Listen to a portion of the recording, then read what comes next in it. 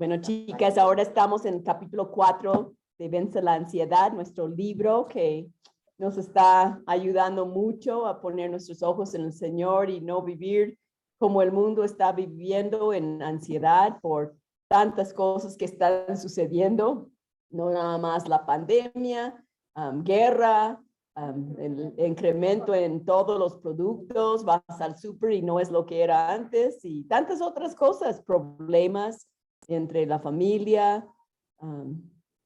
Pero Dios nos enseña, como dice el título del capítulo 4, viva una vida de fe y confianza. Y eso es lo que vamos a empezar viendo ese misionero George Mueller. Y voy a empezar con, aquí Patty va a leer Patty. Voy a empezar con las que están aquí primero y después con ustedes. George Mueller sabía mucho acerca de la fe. Perdón, te voy a interrumpir. Quiero ver si te pueden escuchar. ¿Lo están oyendo? No, No, se oye muy lejos.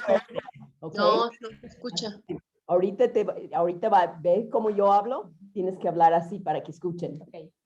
George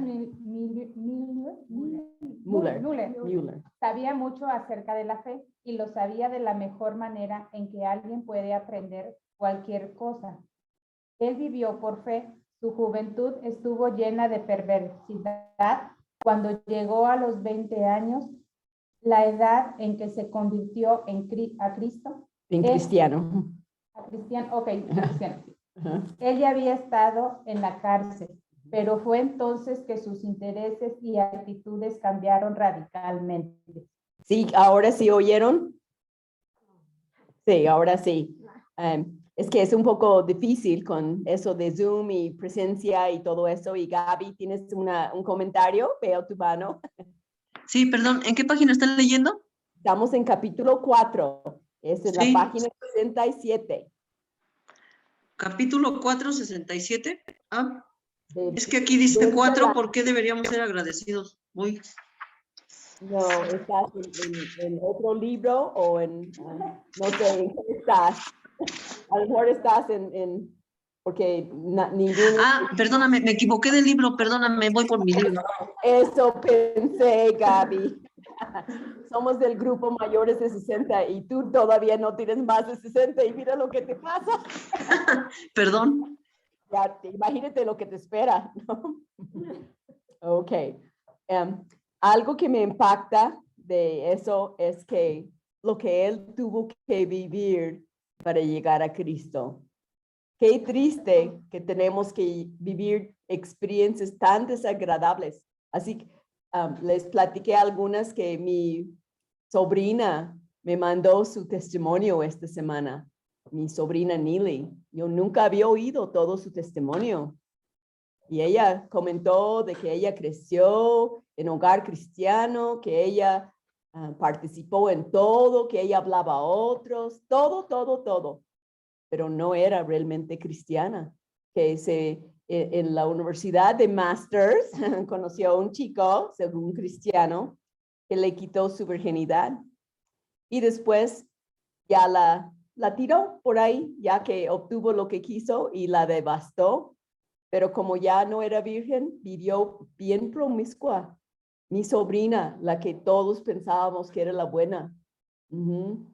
Y después se embarazó y se abortó. Todo eso acabo de saber de mi sobrina, la que iba a todos los discipulados. Y eso digo porque mamás, fíjense en sus hijos, porque ustedes les han criado como cristianos. Ella lo contó, dijo, depravidad profunda a gracia infinita, fue su título.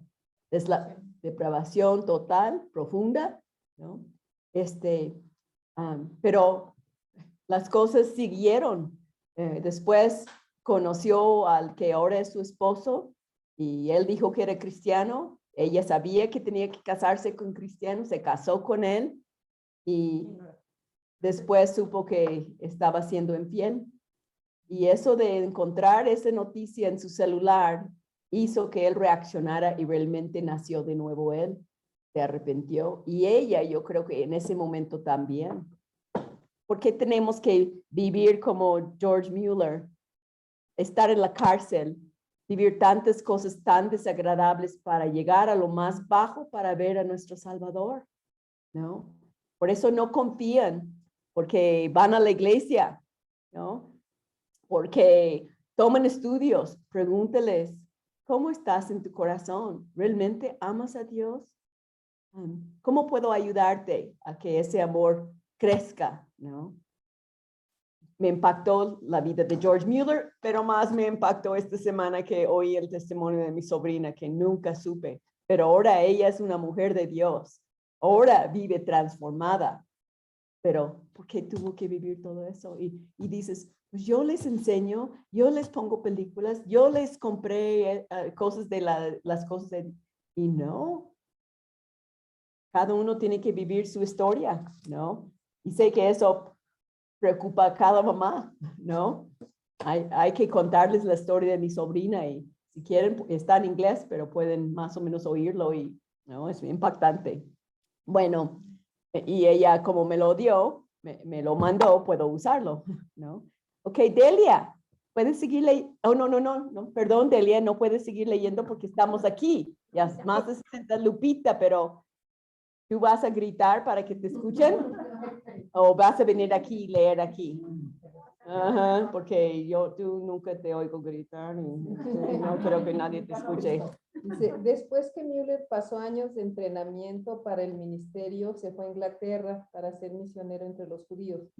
Cuando él y su esposa se mudaron al puerto británico de Bristol en 1832, se aterrorizaron al ver a muchísimos huérfanos desamparados que vivían y morían en las calles miserables y angostas, que buscaban comida entre los montones de basura.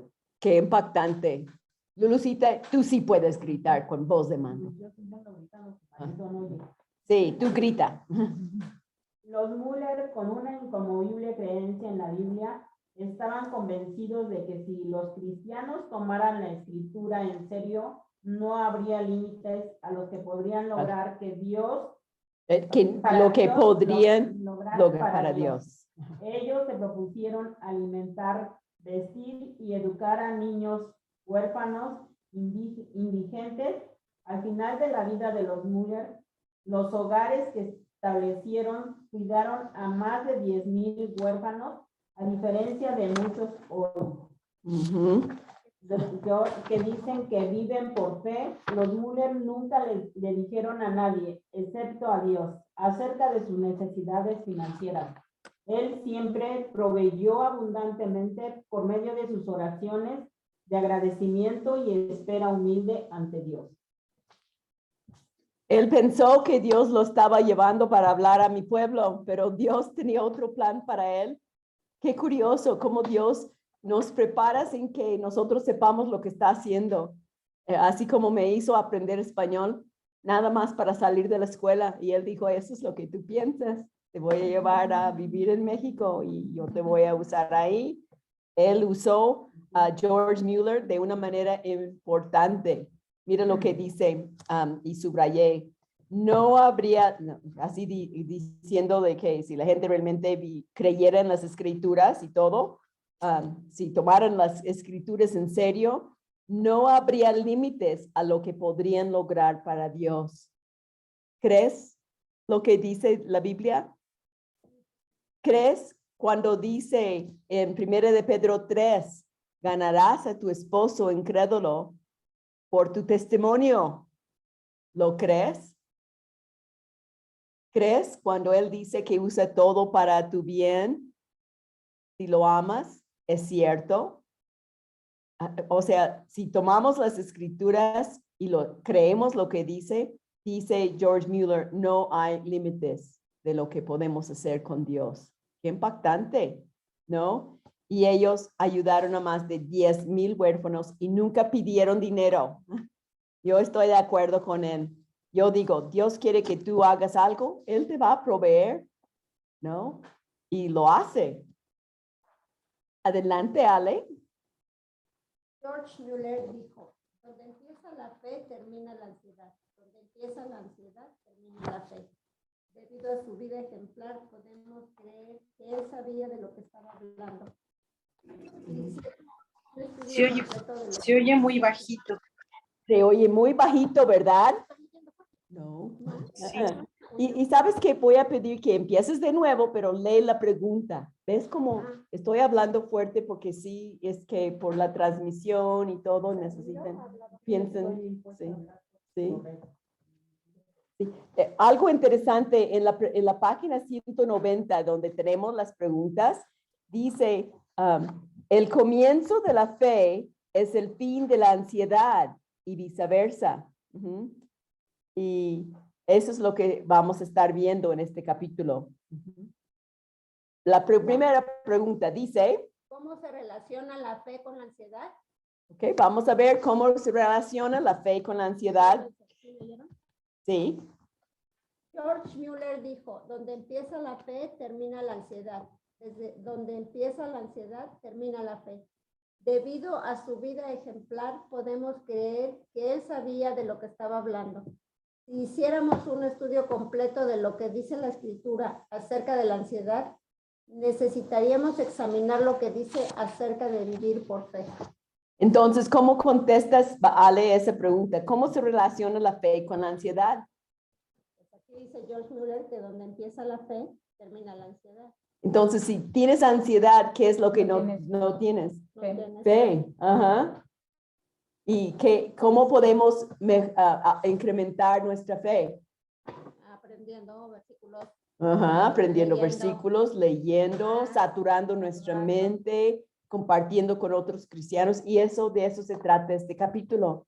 ¿Cómo puedo aumentar la fe? Está directamente relacionado. Entonces, al lado de ese párrafo, pone un número 1 y en la página 190 pon a la pregunta 1 la página 68 para que cuando compartes ese libro con una amiga, ya tengas dónde encontrar las respuestas.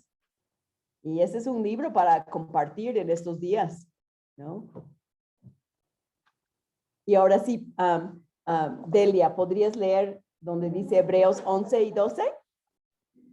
Sí, Hebreos 11 y 12 son los capítulos de la fe en la Biblia. El capítulo 11 ofrece una definición general de fe y una gran cantidad de ejemplos del Antiguo Testamento. Como observamos en el capítulo anterior, y al ver el ejemplo de Job, Dios nos suplió de ejemplos del pasado para que pudiéramos recibir aliento y tener esperanza al ver cómo esa gente fue capaz de enfrentar sus ansiedades. El capítulo 12 de Hebreos resume los principios de vivir por fe. Tal como lo vemos, hay muchas más que la opinión contemporánea que limita la enseñanza solo el manejo de las finanzas personales. Y ahí en estos versículos, en este párrafo, subrayé, bueno, en el otro, obvio, subrayé, donde empieza la fe, termina la ansiedad, donde empieza la ansiedad, termina la fe, ¿no? Pero también en la otra subrayé, Dios nos suplió de ejemplos del pasado para que pudiéramos recibir aliento y tener esperanza, ¿no? Hoy, para eso, aún creo que es 2 de Corintios, a ver si lo encuentro.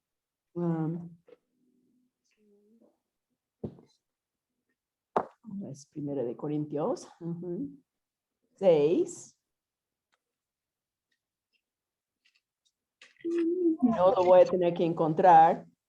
Que Dios dice que estas cosas fueron escritos antes para que tuviéramos esperanza. Así es que ahí se los dejo. Ok, no quiero pasar tiempo ahí. Según el Corintios 6, No, es que no encontré exactamente la cita, pero okay. lo puedo buscar en Google. Pero ese es el propósito, ¿no? De que Dios nos da ejemplos desde el Antiguo Testamento, el Nuevo Testamento, para que nosotros tengamos esperanza. Qué lindo sería si pudiéramos aprender de los errores de otros, de las pruebas de otros. ¿Por qué tengo que tocar la estufa caliente si mi mamá me dice que me va a quemar? ¿Por qué no puedo ver la cicatriz de otro y no hacer lo mismo? ¿Ya lo encontraste? ¿Qué es? Es que se me fue en el momento. No, no. Pues sí, es uno de eso. Estaba pensando en otro, pero en Romanos 15:4 dice, porque todo lo que fue escrito en tiempos pasados para nuestra enseñanza se escribió, a fin de que por medio de la paciencia y del consuelo de las escrituras tengamos esperanza. Gracias, Lupita. Ese es equipo, ¿no? 15:4. Sí, Romanos 15:4. ¿Por qué no aprendemos de los errores de otros? Por eso la Biblia escribe tal cual como somos. No esconde el pecado de la gente para que vemos cómo ellos sufrieron por no obedecer o cómo obedecieron y fueron bendecidos para seguir su ejemplo. Muy bien, vamos a continuar ahora con Lolina y vamos a leer la segunda pregunta. Por primero, Ale va a leer la segunda pregunta. ¿Cuáles son algunas de las cosas que nos agobian en la vida cristiana? ¿Qué te agobia en la vida cristiana? ¿Alguien quiere compartir algo? Sí, yo. ¿Qué te agobia? Pues cuando estoy diciendo que soy cristiana y no estoy reflejando pues lo que el Señor es, eso es no darle honor a su nombre. Ok. Aquí el autor menciona varias cosas, pero Lupita. Me agobia me gana a veces la emoción, el temperamento o el enojo. ¿Sí la escuchan? Que le gana la emoción, ¿no? Sí. El mismo carácter, ¿no? Siento que, pues, que no me controla el espíritu, ¿no? En ese momento como rebaso. ¿Cuántos están en el club de Lupita? Vamos a levantar la mano. Todas luchamos con eso. ¿Y nos agobia? Debe de causarnos tristeza y debemos de arrepentirnos y decir, Dios, ayúdame a ser más como tú, ¿no? Gracias por tu perdón. Perdí mi paciencia hoy. Otra vez ayúdame a vivir para ti. Todos sufrimos de eso. ¿Alguien quiere compartir otro secreto para que todos decimos yo también? ¿No? Es un mal común entre creyentes. Por eso tratamos de animarnos siempre. Pues aquí en este párrafo vamos a ver de qué se trata. A ver, Maru, ¿quieres leer? Ya la que no iba a estar en la clase por sus visitas. Sí. Tienes que invitar a tus visitas a que tomen la clase. Bueno, voy a intentarlo. Dice, despójase de todo peso. El escritor de Hebreos dijo, despojémonos de todo peso y del pecado que tan fácilmente nos enreda y corramos con perseverancia la carrera que tenemos delante de nosotros. Cuando usted aprenda por primera vez a correr, rápidamente se dará cuenta que tiene que correr con poco peso. Usted tal vez entrene con una sudadera amarrada con pesas, pero usted necesita quitárselas antes de ir a la línea de salida de una competencia. El corredor eficaz se quita todo bulto y corre con el mínimo peso. ¿Hasta ahí? ¿O sigo? El párrafo. Ok. Así mismo. El mínimo. A ver. Así mismo, en la carrera de la fe hasta ahí. Creo que saltaste. ¿Sabes qué es? Que se cortó el audio. Y creo ok. Y voy a nada más rellenar lo que no oímos, porque creo que todos no oyeron. Cuando usted aprende por primera vez a correr rápidamente, se da cuenta que tiene que correr con poco peso. Eso oímos.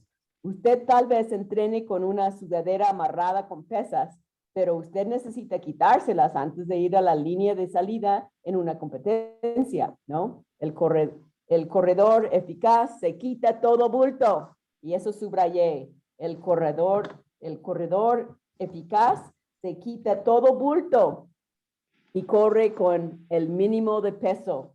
Y ahora vamos a entender cómo eso aplica a nuestras vidas. Pero, ¿quieres seguir leyendo? Sí. Asimismo, en la carrera de la fe necesitamos despojarnos de todo lo que nos retiene. Muchas cosas nos pueden abrumar y retener en la vida cristiana. El materialismo, la inmoralidad sexual y la ambición excesiva solo son unas cuantas que son comunes en nuestra sociedad. Una de las cosas que el escritor de Hebreos probablemente tenía en mente era el legalismo. Él estaba escribiendo a un público predominantemente judío que luchaba con ese problema. Ellos estaban tratando de correr la carrera con todas sus ceremonias, prácticas y ritos judíos. En esencia, este escritor dijo, quítense todo eso y corran la carrera de la fe. Vivan por fe, no por obras. Amén.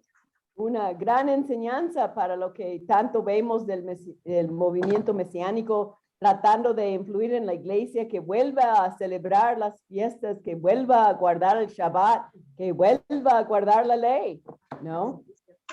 Hacer sacrificios. Y aquí vimos algunas otras cosas que nos pueden causar ese peso, como dice la pregunta número 2 que leyó Ale, que cuáles son algunas de las cosas que nos agobian en la vida cristiana. Entonces, en la pregunta 2 van a poner la página 69 y en ese párrafo van a poner un 2, porque habla de que el materialismo, nosotros pensamos más bien en nuestro carácter, ¿no? Pero mucha gente lucha con eso. No voy a la iglesia porque voy a mi casa del campo cada domingo, viernes, sábado y domingo, y ya no voy a la iglesia, ¿no? La inmoralidad sexual es un dado. Hay tanta inmoralidad sexual y no piensen que es inmoral. Eso es lo malo. Piensen que tienes que conocer a tu pareja antes de casarte. O mujer con mujer y hombre con hombre o hombre con animal o lo que tú gustes en la vida, ¿no? Es en abundancia hoy en día, ¿no? La ambición. No tengo tiempo para leer mi Biblia porque necesito estudiar mi carrera, ¿no? Si no buscas primero el reino de Dios y su justicia, nada de eso llegará a tu vida, ¿no? Vas a vivir lejos de Dios. Y Dios primero, es lo que Él dice. Entonces, ahora vamos a leer ese de... sí. Muchos cristianos y ahora estamos con, a ver, ¿dónde estamos? Jimena. ¿Quieres leer, Jimena? ¿Sí saben dónde están? Sí. Qué bueno que tienen el libro. Así Adriana y Jimena compartimos.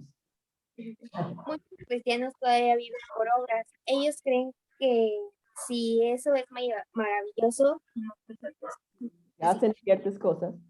sí, pero muchos cristianos todavía viven por obras. Ellos creen que si hacen ciertas cosas, Dios está obligado a llevar la cuenta y decir, eso es maravilloso. Fuiste a un estudio bíblico, tuviste un momento tranquilo leyendo la palabra hoy día, hiciste algo bueno por rebasa el amor. Por tu prójimo. Así por tu prójimo y fuiste a la iglesia.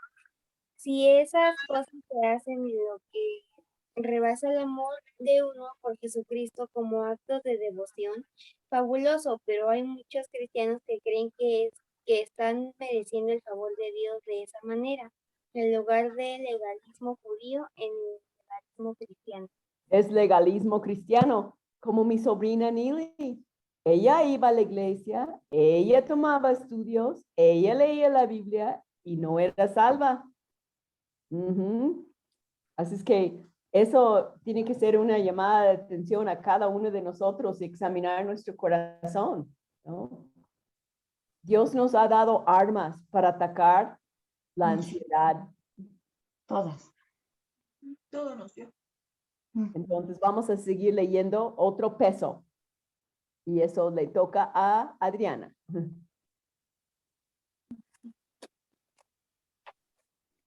Otro peso o pecado que tan fácilmente nos enreda es la duda es la duda. Un creyente podría sentir fuertemente en su corazón la verdad de Filipenses, suplir una necesidad conforme a su riqueza y gloria en Cristo Jesús, pero se llena de ansiedad cuando llegan los problemas económicos. Entonces otros inevitablemente dirán, ¿no eres tú el que anda por ahí diciendo, Dios suplirá toda necesidad vuestra? Nosotros creemos que Él lo hará o no lo hará, independientemente de lo que decimos, pero nuestras acciones revelan lo que realmente creemos. Cuando nos preocupamos, estamos dudando que Dios cumpla sus promesas y eso lo deshonra. Ujú. Y subrayé ese último. Bueno, primero al principio, otro peso es la duda, ¿no?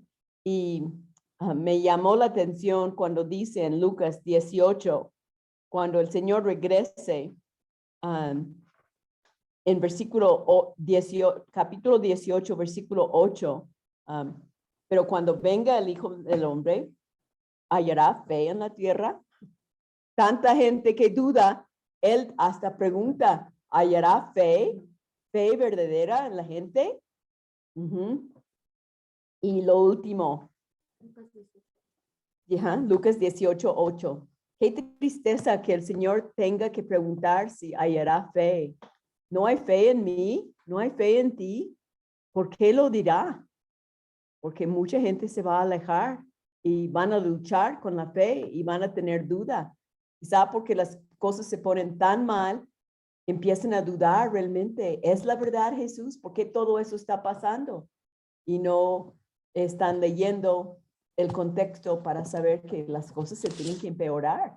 No hemos visto nada todavía, chicas, según lo que dice la Biblia. Ya este domingo empieza Toño a compartir Apocalipsis, ¿no? Así es que yo creo que vamos a estar ahí unos 5 años estudiando Apocalipsis y al final vamos a entender lo que va a pasar. Subrayé la última línea que dice, pero nuestras acciones revelan lo que realmente creemos. Y eso va a contestar la pregunta 3.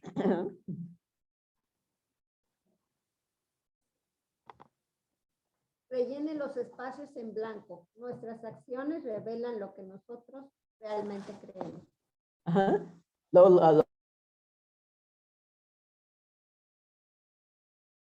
Entonces pongan el número 3 ahí y en la página 190, en la pregunta número 3, pongan el número 69.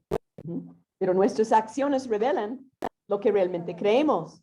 Y cómo lo califica, dice, cuando nos preocupamos, estamos dudando que Dios cumpla sus promesas y eso lo deshonra.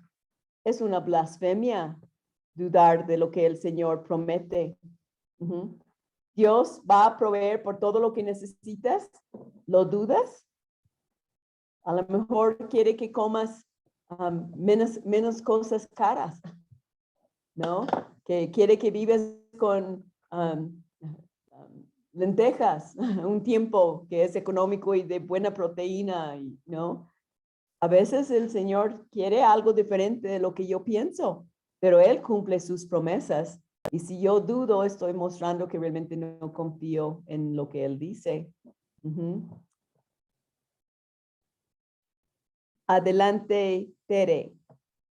No te vemos, Tere, porque Aquí estoy. la pantalla de atrás, sí te veo. Sí, aquí estoy. Buenas noches. La Biblia también indica que si damos sacrificadamente con las intenciones apropiadas, Dios nos recompensará. Nosotros también decimos que creemos en ese principio, pero a menudo se nos hace difícil ponerlo en práctica. Para ser sincero, la mayoría de nosotros necesitamos admitir que no creemos en Dios tanto como decimos.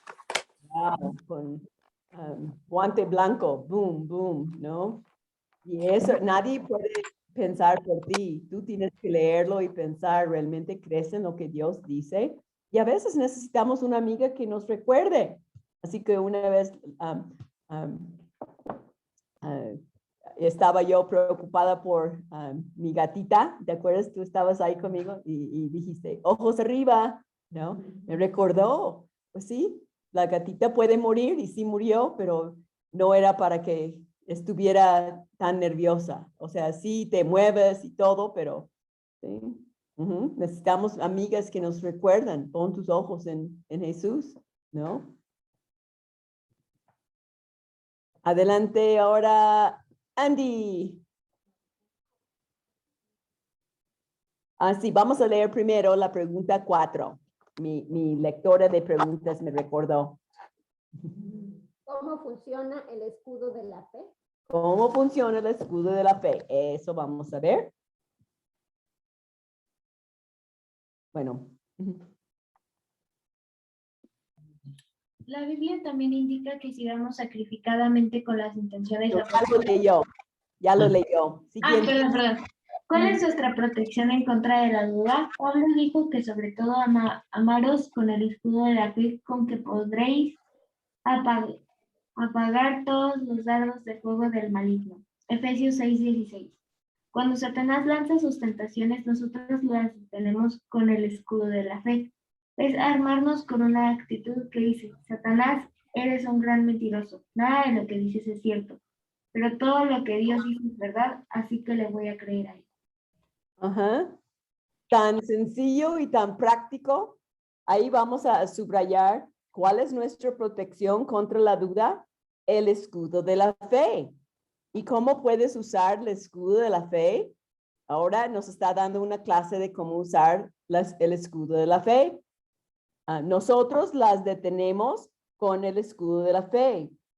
Y aquí nos muestra esa frase. Satanás, eres un gran mentiroso.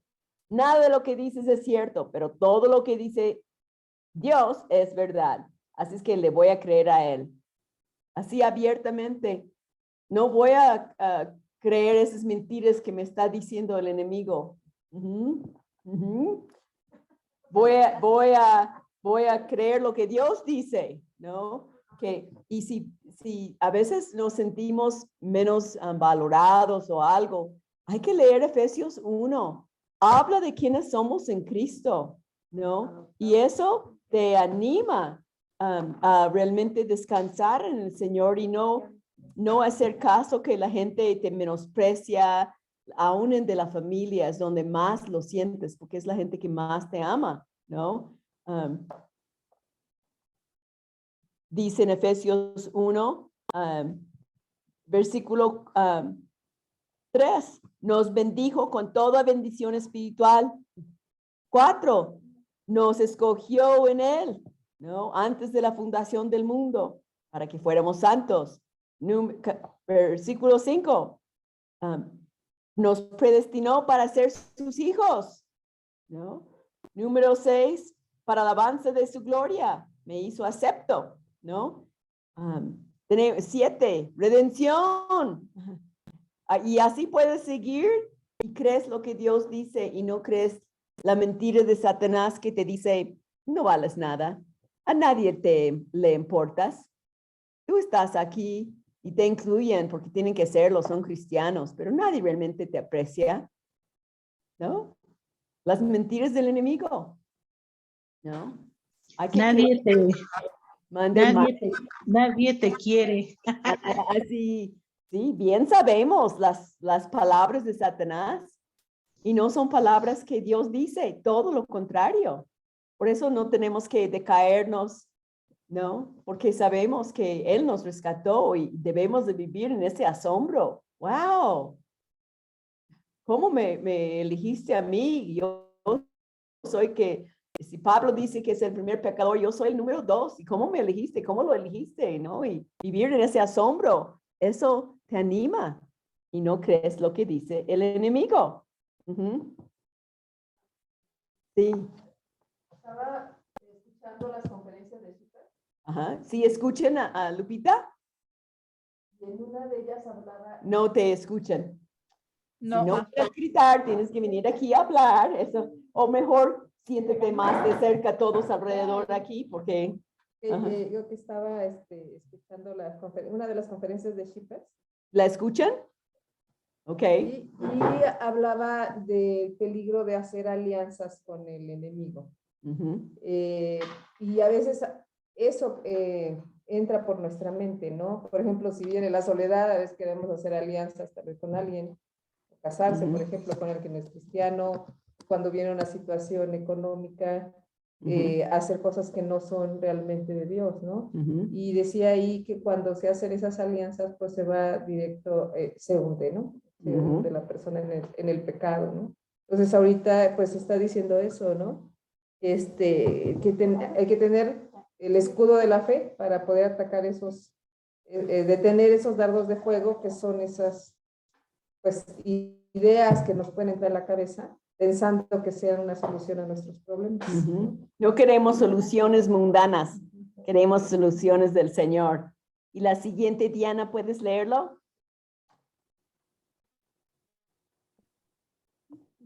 Cada vez que pecamos es porque le creemos a Satanás en vez de a Dios. Por eso, el escritor de Hebreos quería que los creyentes se libraran de sus dudas y de cualquier otra cosa que les estorbara, y corrieran su carrera con confianza, reconociendo que tienen excelentes ejemplos que vivieron la misma vida de fe, corrieron la misma carrera y fueron triunfadores. Y me encanta cómo dice, por eso Dios quería que tuviéramos otros que vivieron lo mismo, para hacer un ejemplo para nosotros, ¿no? Dios no quiere que vivas con las dudas. ¿Tienes dudas? Hay respuestas. Escríbeme, escribe a alguien más. Hay respuestas en la palabra, ¿no? No tenemos que vivir con dudas. Dios nos anima a confiar en Él. Y subraya ahí, cada vez que pecamos es porque le creemos a Satanás. Ay, entretén ese pensamiento, te va a dar placer. Y eso no agrada a Dios. Y buscamos el placer y no buscamos a Dios, ¿no? Cómprate ese coche de último modelo. ¿Qué importa? Tú puedes sacar un préstamo y después lo vas pagando y Dios no quiere que entres en deudas y todo eso y pagas más porque te están animando, tú te lo mereces, ¿no? Ese es el materialismo, ¿no? Mira a Jesús, esa es la respuesta. Maggie, ¿puedes leerlo? Y vamos a leer la pregunta 5 antes, porque va a tocar en esos próximos párrafos. Rellene los espacios en blanco. En la vida cristiana, su punto focal debe ser. Ajá. Explique lo que eso significa con relación a usted y otros cristianos. ¿Cuál debe de ser nuestro punto focal? ¿No? Vamos a leer. Primero Maggie. Mire a Jesús. El escritor de Hebreos también dijo que debemos tener puestos los ojos en Jesús, el autor y consumador de la fe, quien por el gozo que tenía delante de él sufrió la cruz, menospreciando el oprobio, y se ha sentado a la diestra del trono de Dios. Jesús es el ejemplo más grande de fe que ha existido, porque fue él quien tuvo más que perder. Gracias, Maggie. Fernanda, ¿puedes continuar? Ojos, ¿dónde, chicas? Pongan ahí al lado, ojos arriba. ¿No? Pablo explicó con más detalle, existiendo Jesús en forma de Dios. Él no consideró el ser igual a Dios como algo a que aferrarse, sino que se despojó a sí mismo, tomando forma de siervo, haciéndose semejante a los hombres y hallándose en condición de hombre. Se humilló a sí mismo, haciéndose obediente hasta la muerte y muerte de cruz. Nuestro Señor puso a un lado sus derechos divinos y creyó en Dios, quien dijo que no iba a permitir que su santo Hijo viese corrupción. Él vino al mundo como hombre, cargó los pecados del mundo y murió confiando que sería resucitado por el Padre y exaltando una vez más. Su acto de fe permanece siendo insuperable para siempre. Nuestro Señor Jesucristo soportó un sufrimiento insuperable, pero al creer en Dios fue victorioso. Por eso debemos enfocarnos en Él. Ajá. Se oyó un poco mezclado aquí. Hay que leer despacio porque por el internet a veces no captamos todo, pero lo bueno es que todos tenemos el libro y podemos leer con la vista, ¿no? Para captarlo, ¿no? lo que hizo Jesús, siendo Dios, Él vino por nosotros. Nuestro Señor Jesucristo soportó y subrayado un sufrimiento insuperable, pero al creer en Dios fue victorioso, puso sus ojos en su mismo Padre. Por eso tenemos que enfocarnos en el Señor. Noemí, ¿tienes el libro ahora? No, todavía no, Tere. Buenas tardes, todavía no. Ok, soy Elena, pero está bien. Me puedes decir Tere, la admiro mucho. Ok, Gracias. Erika. ¿Tienes el libro, Erika? ¿Puedes quitar tu micrófono para leer? Sí. Sí, hermana. Gracias. ¿Y puedes recordarnos, que me estaban preguntando quién eres, cómo llegaste al grupo, cómo llegaste? ¿Puedes decirnos quién eres? Llegué porque la hermana Leo me hizo una invitación desde el año pasado. Ok, ¿y estás en la gracia? Y sí, estoy en la iglesia Más Gracia. La estoy siguiendo desde el primer tema. Sí. Compré mi libro iban por la tercera unidad, pero yo la estoy siguiendo. Tienes que saludarnos en la iglesia. Queremos conocerte y abrazarte. Sí, Lea, gracias. preséntenosla. Y es que porque ya ve que terminan las predicaciones y nos tenemos que ir rápido por los estacionamientos, por los niños. Pero sí, yo las ubico. Bueno, Okay. más o menos las voy ubicando. Ok. Bueno.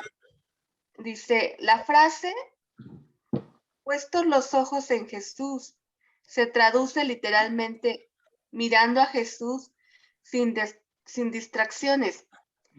Tener el enfoque correcto es esencial para alcanzar con éxito cualquier meta. Cuando mi papá me estaba enseñando a golpear una pelota de béisbol, él me decía, no puedes golpear una pelota de béisbol a menos que le pongas la mirada mientras se te acerca. Cuando jugamos baloncesto, me decía, mantén tu mirada en la canasta. Ajá. Así que vamos a subrayar ahí, mirando a Jesús sin distracciones. Eso es lo que significa, puesto los sin distracciones. Sí, por eso siempre animo a la gente que memorice versículos, porque podemos leer los versículos y a la vez pensar en mi problema, pero no puedo memorizar los versículos y a la vez pensar en mis problemas, porque mi coco no da para más. O memorizo mi versículo o pienso en mi problema. No puedo hacer las dos cosas. Así es que mirando a Jesús sin distracciones. Y ahora vamos a leer la otra con Iracema. Y ahí viene la respuesta, dice Ale. Así es que Ira, tienes que encontrar la respuesta a la pregunta, ¿no? La pregunta número 5. En la vida cristiana, su punto focal debe de ser ¿qué cosa? Okay. De modo similar, en la vida cristiana, el punto focal debe estar más allá de uno mismo. En realidad, cuanto más pronto quite usted su mirada de sí mismo, mejor le irá. Por ello, veo más daño viniendo de la preocupación actual con la psicoterapia e introspección intensiva. Nos podemos involucrar tanto en observarnos a nosotros mismos que es como tratar de manejar un automóvil mientras está observando los pedales. Ajá. Sí, Dios nunca dice, ve a ti misma, ve al pasado de tu vida. No, dice olvidando lo que queda atrás. Pon tus ojos adelante en Cristo, ¿no? ¿Y cómo contestas esa pregunta? El número 5 de rellenar los espacios. En la vida cristiana, su punto focal debe ser.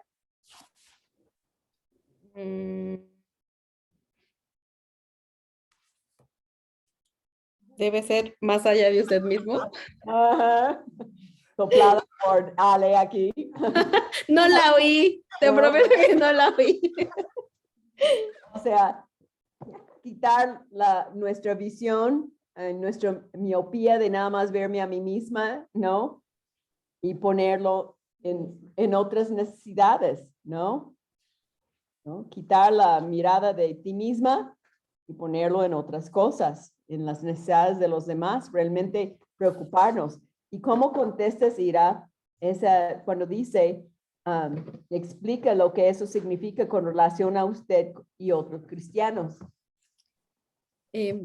Sí, dejar lo que tú nos dices, ¿no? De tocar el violín más chiquito en nuestra situación en la que nos encontramos, ¿no? Dejar de conmiserarnos y de solo estar viendo que nosotras sufrimos y cómo sufrimos y todo lo que nos pasa, cuando debemos de salir de nosotras mismas y voltear a nuestros hermanos, a las necesidades de nuestra iglesia, a las necesidades que hay en nuestros hermanos y servirlos a ellos. Y muchas veces cuando les servimos, nosotros creemos que los bendecimos, pero al mismo tiempo, Dios nos bendice al hacer ese acto de servicio. Ajá. Por eso llevo mis dulces a la iglesia, pues no estoy sirviendo en sí, pero es un detalle que Dios puso en mi corazón, ¿no? Y así saludo a la gente y ahora ya saben y me buscan para los dulces, ni tengo que saludarlos, pero tan sencillo, ¿no? Y así salimos de mí misma y estoy pensando en otros. Adi, ¿puedes seguir leyendo? Gracias, Ira. Sí. Entonces, Dice, cuando... Perdón, chicas, pongan un 5 ahí, al lado de ese párrafo que leímos, y pon al lado de la pregunta 5, 71, para encontrar la respuesta, ¿ok?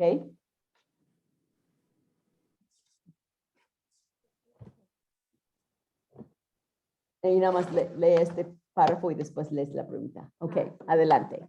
Sí. Cuando corremos una carrera, no miramos a nuestros pies, ni siquiera deberíamos mirar a los otros corredores, sino solo al Señor Jesús. Él es nuestro ejemplo perfecto, el autor y consumador de la fe. La palabra griega que se traduce por autor es archegos, que significa el que originó algo o el pionero, el primogénito y líder supremo. Cristo es el líder principal de la fe, más grande que cualquier otro ejemplo del capítulo de Hebreos 11 o de cualquier otro registro. Él es el ejemplo perfecto para aquellos que de otro modo se compararían a sí mismos con otros creyentes, codiciando así su fe o sus experiencias. Y recuerden que tiene la versión antigua. Así es. Rayé ahí, solo debe mirar a Jesús, ¿no?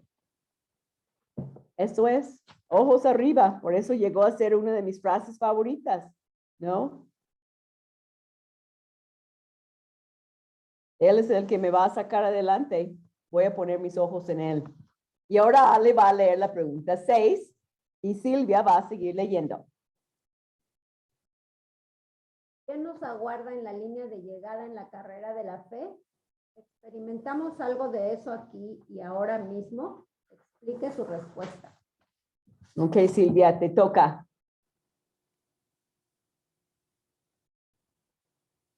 Hay que quitar tu micrófono.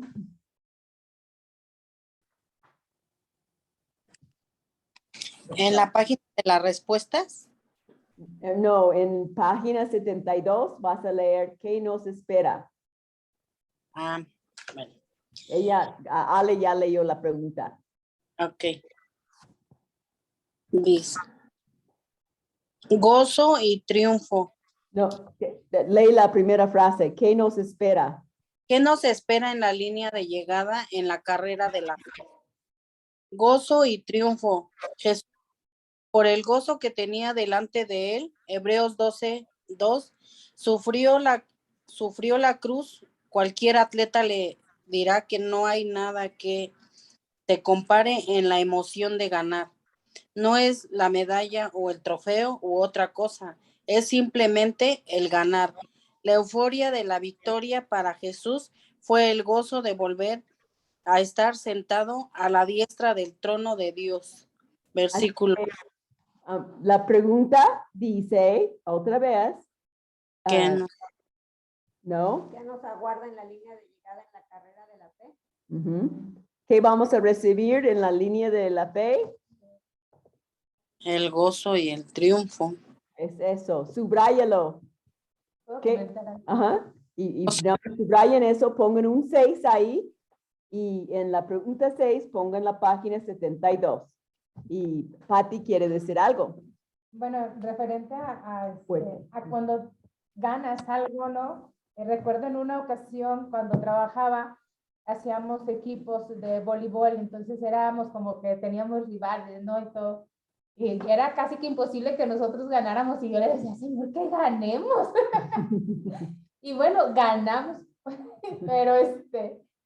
pero a lo que voy es que ese día sentí una emoción enorme así porque dices, ganamos, pero a la vez fue algo efímero, o sea, en ese momento dije, pues ya ganamos, ya gritamos, pero el gozo de estar en la presencia de Dios, o sea, te está diciendo que vas a tener gozo y es un gozo perpetuo, no es un gozo como cuando ganas una carrera, que es un gozo que después dices, pues ya ganamos, ¿qué más? Y se va, pero de seguir a Cristo toda tu vida, ¿te imaginas para las que se han ido antes que nosotras? ¿No? Están con pleno gozo, con triunfo. Lidia, nuestra amiga Lidia, Lupita, estamos pensando, tanta gente con Pablo, ¿no? Y, ¿no?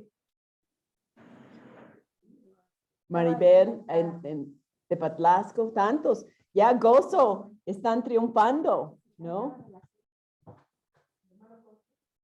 Ajá. Cosme, ¿no? Cosme está. Hablo.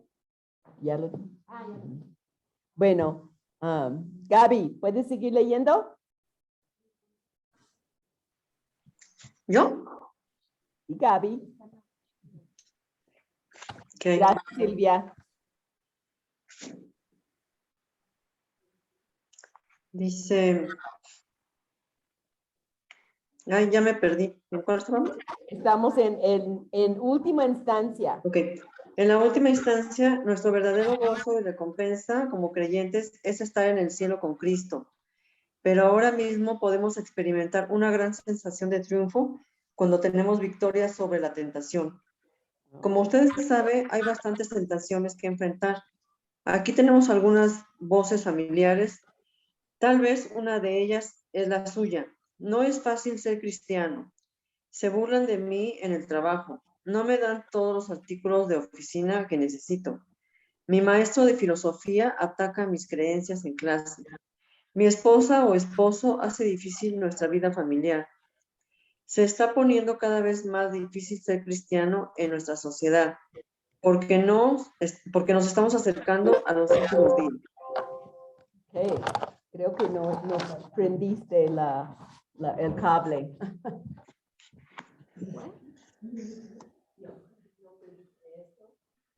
No está conectado a lo que debe estar.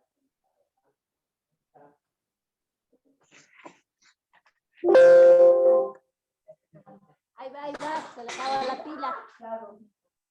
Vamos a ponerlo directo ahí.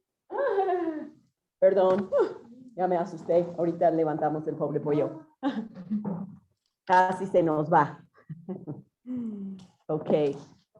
Y en la pregunta número 6 también nos dice, y te toca, Gaby, contestarlo, ¿experimentamos algo de eso aquí y ahora mismo? Y tienes que explicarte, ¿no? En esta llegada de la carrera, ¿qué dice de tu párrafo? Bueno, aquí lo que nos está diciendo es que cuando esas tentaciones nos están viniendo, pues debemos de pensar que pues lo vamos a ver a él algún día.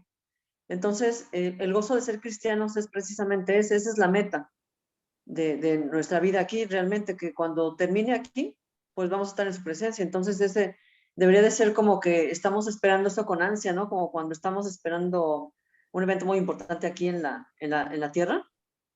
Pues así, por eso dice que nos vistamos, ¿no? Tenemos que preparar ya nuestro vestido, nuestras mejores alhajas, joyas. Cielo con ansias, realmente, Pues yo creo que a veces nos cuesta trabajo, pero debemos de pensar en eso, ¿no? Quieres ver a tus hijas casadas, quieres ver a tus nietos, quieres ver, y no añoramos, no decimos, para mí el morir es ganancia, ¿no? El vivir es Cristo y el morir ganancia, ¿no? Subrayé ahí, pero ahora mismo podemos experimentar una gran sensación de triunfo cuando tenemos victoria sobre la tentación, ¿no? Estamos en esa lucha o me doy por vencida y digo, no, ¿para qué? No puedo. Voy a seguir de mal carácter. Voy a seguir con mis hábitos, ¿no? Uh-huh. Los psicólogos no dirían que tendríamos una tendencia suicida. Sí, psicólogos pensarían si añoro ir a la gloria que tengo una tendencia a querer suicidarme. No, nada más cuando Dios diga, estoy preparada, ¿no? Y ver a una persona cristiana morir es muy diferente que ver a una persona no cristiana morir. Sí, ahí vemos la diferencia, ¿no? Y subrayé lo último también y puse un 6 ahí. Se está poniendo cada vez más difícil ser cristiano en nuestra sociedad porque nos estamos acercando a los últimos días. Uh-huh. Pues sí, porque vamos a ser somos el bicho raro. Que tú puedes perdonar. ¿Por qué haces eso? Debes de, no, hacerle un daño a esa persona que te ha hecho daño. Gente me ha dicho eso, ¿no? El Señor se acerca. ¡Qué emoción! Sí, Gaby. Cuando pensamos eso, yo me pongo a pensar en lo que he leído del libro de los mártires de Fox. Con todo lo que pasaron, pues nosotros la verdad estamos en pañales. No hemos pasado nada. Todavía. Pero ya mero. Vamos a seguir leyendo. Ahora le toca a... Ya se me cambiaron todos. Leo, ¿puedes leer, Leo?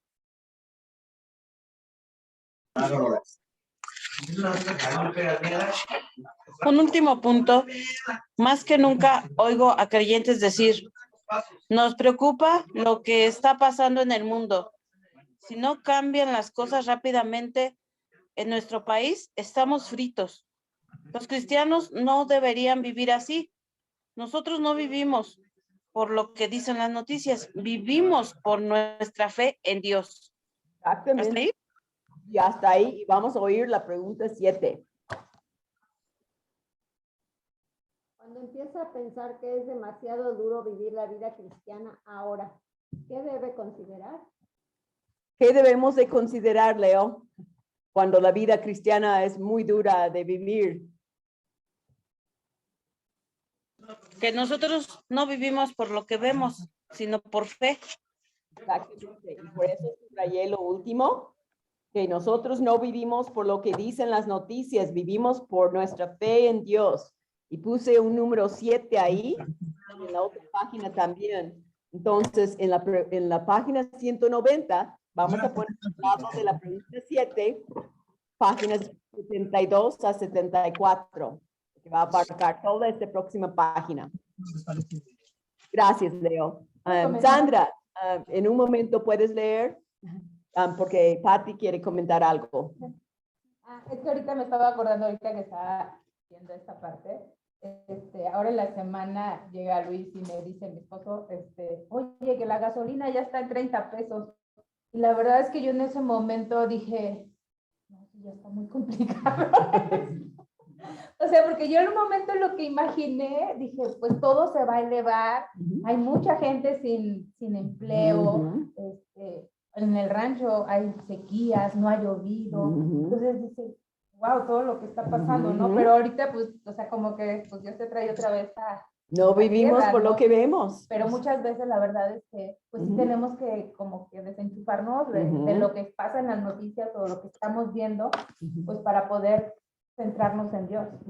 Siempre ojos arriba. Eso nos ayudará muchísimo, ¿no?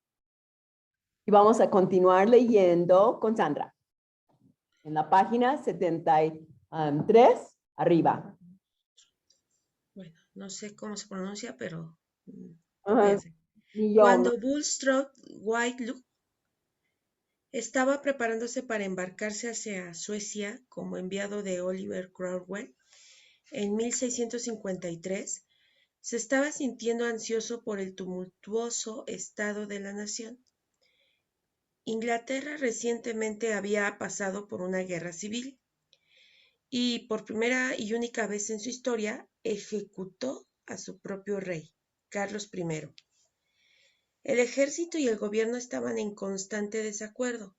También lo estaban los presbiterianos y los independientes de Cromwell, dos divisiones de los puritanos, herederos espirituales de los reformistas del siglo anterior. Ya era bastante difícil discernir cuál era la dirección que iba a tomar el país, ni qué se diga representarlo ante otro país. La noche anterior a su viaje, Whitelocke caminaba nerviosamente de arriba para abajo. Un siervo de confianza, al notar que su patrón no podía dormir, se le acercó después de un rato. Este fue el diálogo que se llevó a cabo. Muy bien, vamos a dejar ahora, ¿quién no ha leído? Que es que ya todos los cuadros se me cambiaron. ¿Quién no ha leído que quiere leer? Vianela. Por favor, señor, ¿me permite hacerle una pregunta? Por supuesto. Disculpe, señor, ¿no cree que Dios gobernaba el mundo muy bien antes de que usted llegara? Sin duda. Y permítame, señor, ¿no cree que Él lo gobernará igual de bien cuando usted se marche? Por supuesto. Entonces, señor, por favor, discúlpese, pero ¿no cree que puede confiar en Él, en que Él lo gobernará igual de bien mientras usted viva? La pregunta dejó mudo a Whitelocke. Él se fue a la cama y rápidamente se quedó dormido. Asimismo, hacemos bien en hacernos esas mismas preguntas cuando tememos qué nos sucederá en el mundo de hoy. Luego, cuando se dé cuenta de la respuesta obvia, descanse. Ajá. Entonces, mira, qué atrevido persona que no era a su nivel, pero dijo, ¿por qué no duermes? ¿Por qué estás pensando en, tú puedes manejar las cosas? Tú puedes cambiar. Dios gobierna antes, gobierna después, gobierna ahora, pues duérmete. No, era como el sermón tan bueno el domingo de Rogelio, ¿no? Dice, no, cierra la boca, ¿no? Mueve los pies, ¿no? Sí, obedece, ¿no? Sí. Así es que ahí subrayé y puse un 7 también contestando eso. Cuando dijo, entonces, Señor, por favor, discúlpeme, pero ¿no cree que puede confiar en que Él lo gobernará igual de bien mientras usted viva? ¿No crees que Él va a vivir para ti? ¿No crees que Él todavía está en el trono? Entonces descanse, fue lo último que subrayé. Y vamos a nada más terminar esta parte. Y Gaby quiere decir algo. Veo tu mano, esas manos amarillos sí funcionan. Sí, cuando nosotros, creo que a veces, bueno, yo pienso también por mí, y no sé si le pasa a mucha gente que estamos viendo esto de las escrituras y nos centramos mucho en nosotros cuando vemos, por ejemplo, cuando leí el libro donde habla de José, cómo lo trataron sus hermanos, vemos que Dios tenía en su cosmovisión algo preparado para él, pero no nada más para él, sino para todos nosotros. Entonces, lo que pasó en lo que estamos leyendo ahorita fue cuando los puritanos se tuvieron que venir a América y por eso renació en Estados Unidos, pues todo lo que vemos ahora. En realidad, eso está en los planes de Dios, ¿no? Por problemas, Dios así lo trajo su palabra. Ajá. Así es que siempre hay una bendición aún en medio de lo que aparentemente es un conflicto. ¿Quién no ha leído que quiere leer? Todos ya leyeron, entonces les doy chance otra vez. ¿Quién quiere leer? Yo, Gabriela. Sí, Gaby. Pensé que Tere iba a hablar, pero no veo a Tere. Ah, sí, ahí estás. Ya. Dice, la pregunta de... No, perdón. Dice, el autor de Hebreos estaba muy consciente de que muchas de esas preocupaciones al correr la maratón cristiana nos iban a plagar. Por lo tanto, esto fue lo que dijo que hiciéramos. Considerar, pues, a aquel que soportó tanta hostilidad de pecadores contra sí mismo, para que no decaiga vuestro ánimo ni desmaye, pues todavía no habéis resistido hasta la sangre, combatiendo contra el pecado. En otras palabras, yo no veo sangrar a ninguno de ustedes. Tal vez sea un poquito duro en el trabajo, quizá lo molesten en la clase y probablemente no recibirá trato preferencial por parte del gobierno o de otras personas. Pero usted no ha sido crucificado como alguien que conoce. Todo en perspectiva, chicas. Lo que nuestro Señor hizo por nosotros, ¿no? Y estamos por celebrar su resurrección, ¿no? Pero para resucitar tuvo que morir. ¿Puedo leer? Sí, Maggie, ganaste el último y casi subrayé todo el párrafo, así es que es muy importante y conteste las 7 también. Yo también lo subrayé todo. Ajá, qué bueno, pensamos iguales. Cuando usted comienza a pensar que es demasiado duro vivir la vida cristiana, considere a aquel que sufrió tal hostilidad que fue hasta la muerte y reconozca que usted todavía no ha ido a tal extremo.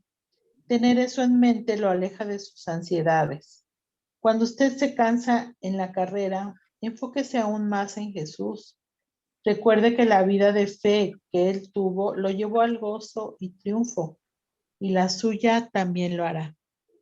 Son palabras de ánimo para todos nosotras, ¿no? Cuando usted comienza a pensar que es demasiado duro vivir la vida cristiana, ¿cómo voy a seguir aguantando ese sapo? Mira lo que me hace, es grosero, no trabaja, no gana lo que yo necesito. Oh, considera a Jesús que sufrió más hostilidad.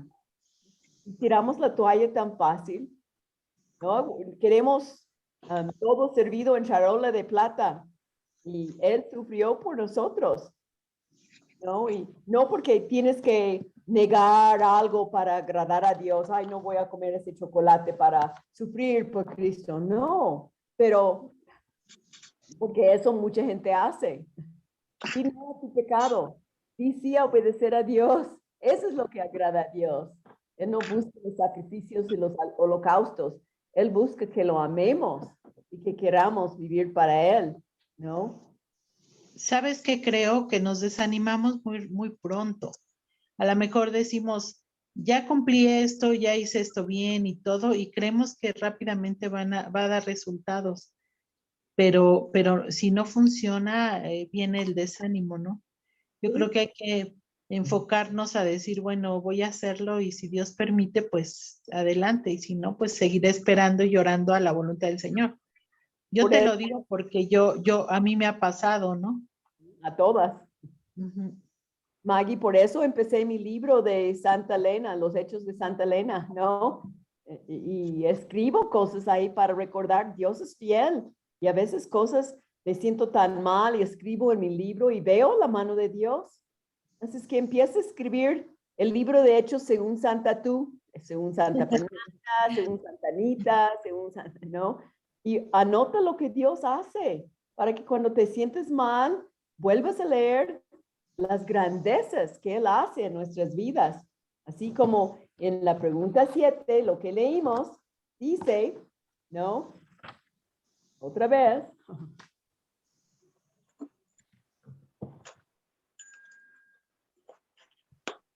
Cuando empieza a pensar que es demasiado duro vivir la vida cristiana ahora, ¿qué debe de considerar?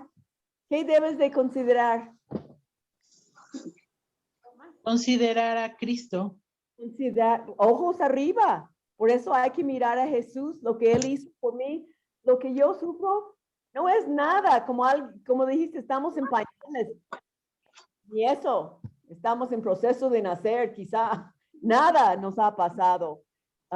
Vemos a Maru y dices, y ella también tiene que considerar que sufrió por ella, ¿no? Dios está en control de nuestras vidas y nos da a cada quien lo que Él sabe que podemos soportar y vivir para Él. Eso es lo que Él desea para nuestras vidas.